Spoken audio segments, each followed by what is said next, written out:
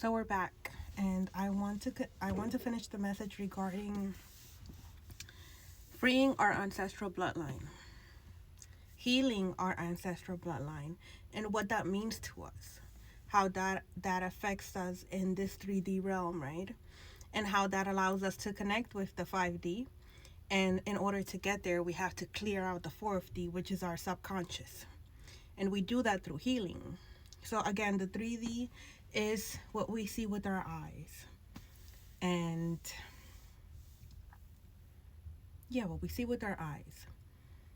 This physical realm, this material realm, right? And then the 4D is our subconscious, which is our programming, what we believe, the things that we need to heal, what we have programmed in our minds to believe, the false belief systems that we have, what we think about ourselves, how we see ourselves, how we see others, how we interpret events, how we cope with situations, how we deal with different things that occur in our life, and how we maneuver throughout life, right?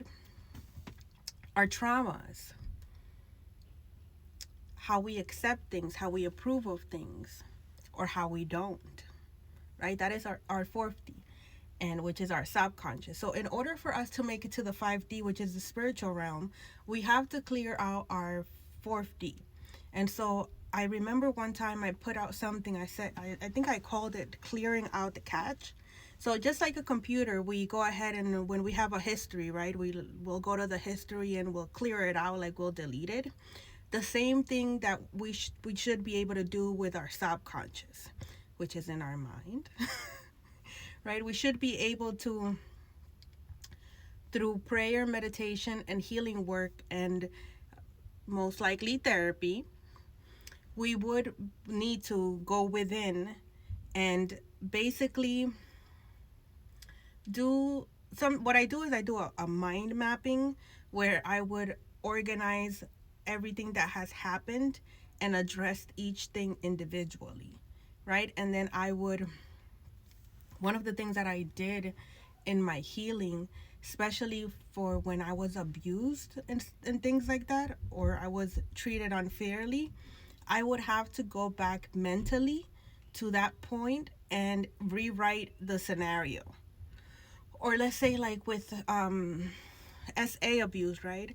In order for me to create new memories with that, I had to, in new scenarios of when interactions were happening, I had to go ahead and keep my eyes open and recreate a new memory that would override the old memory, if that makes sense. And then with other types of abuse, or even with that one, if I was able to make it to the location where it happened, I would travel there. And like sometimes they'll be like in a parking lot. I'll have to go to the parking lot because I wouldn't be able to access the home. That wouldn't be an option, but it's just to be as close as possible to the location. Go back to that location, sit outside, relive what happened, and go ahead and create a new memory while being there that would override the old one. And I would have to do that as needed. So just like, let's say the doctor would give you a prescription and it'll be like on a as needed basis. The same thing for when it comes to mind mapping, it'll be on as needed basis. And so the point of that was to rewire my system, rewire the programming, rewire the memory so that I could overcome it. And with that, what I did was I took out the lesson out of it. What happened? What could I have done different? And then I would do something different with it, and that would override it. And so I would have to do that as needed. Okay, so we're going back to making it to the 5D, which is where the ancestors are at. So this is connecting to what I was speaking about this morning, where we're healing ourselves so that we can free our ancestors and connect with them in the spiritual realm. And so we do that through healing. And the advantages of that is that once we wake, well, not only are we freeing our ancestors, right? So the ones that didn't have such a good earthly experience, so the ones that endure horrific things, the ones that couldn't stand up for themselves, the one that couldn't speak up for themselves, the one that had to stay in situations where they didn't have a choice, where they were obligated to do certain things, they were obligated to live in a certain way. They were they didn't have options, right? So today, we as their representatives have options. We have choices. We can go against the grain. We can choose to do something different, and we can choose to evolve and grow, right? Always with for the highest good and harm to none, right? And sometimes that means being selfish with ourselves and choosing to heal, no matter what other people think about it or how other people see us, right? And that takes courage. That takes strength. And so when we do that and we heal, we choose to doing that is an act of love towards ourselves. And a lot of the generational pains that were acquired through generations was because a lot of our ancestors didn't have the courage to love themselves and go against the grain, or they didn't have an option. They didn't have a choice. They didn't have the resources to do so. And so certain things just kept passing on and passing on, generation after generation. And it became that's just what we do, you know. This is where we live at. This is the city that we're from. These are the people that we married. This is how we communicate, because that was just how it was done. They didn't have the resources before. They didn't have options. So that's just what it was. However, that's not our reality today.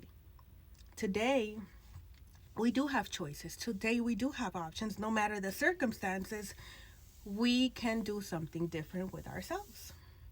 We can do something different with our lives. And by doing so, we vindicate and exonerate those ancestors that were not able to do so because they didn't have the resources or the courage to do so, or it was just not an option, right? And in order to get there, we have to clear our subconscious, and we do that through healing. So when we heal, not only is it healing for the people around us here right now in this 3D dimension, but also in the 5D dimension. And when we do that, when we're able to integrate the 3D with the 5D, wow, I understand the message now. When we're able to integrate the 3D with the 5D, we're able to get something called spiritual protection, spiritual guidance. So for me, I'm guided by my ancestors. I'm taught by my ancestors. I'm led by my ancestors. Like my ancestors will tell me, move right, go straight. Don't go out today. Stay in the house. Deep clean. Take a spiritual bath. You need to go to the gym. You need to read. You need to get off social media. Like, I am guided by my ancestors. And as I'm sharing this, I understand the message now. It's for us to be able to integrate our 3D with our 5D. And we do that through healing. And I've been speaking about this, but God is so funny. Yes, and so we got spiritual protection, right? So our ancestors are now liberated, awoken, and they're able to protect us in the spiritual realm. So when people are throwing spiritual warfare at us, they're able to make us aware of it. Not only that, they're able to protect us from it because they're part of our lineage and we have freed them.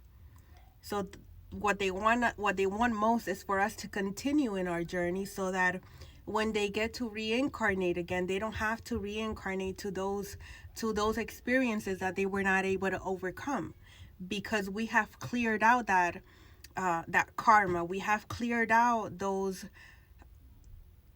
what is that word? Those obstacles, right? They no longer have to go through those same cycles because they have been wiped out completely, because we have done the healing work. And so now they're able to have a good earthly experience. And so with that, it's so beautiful. Like, I'm gonna go to part 2.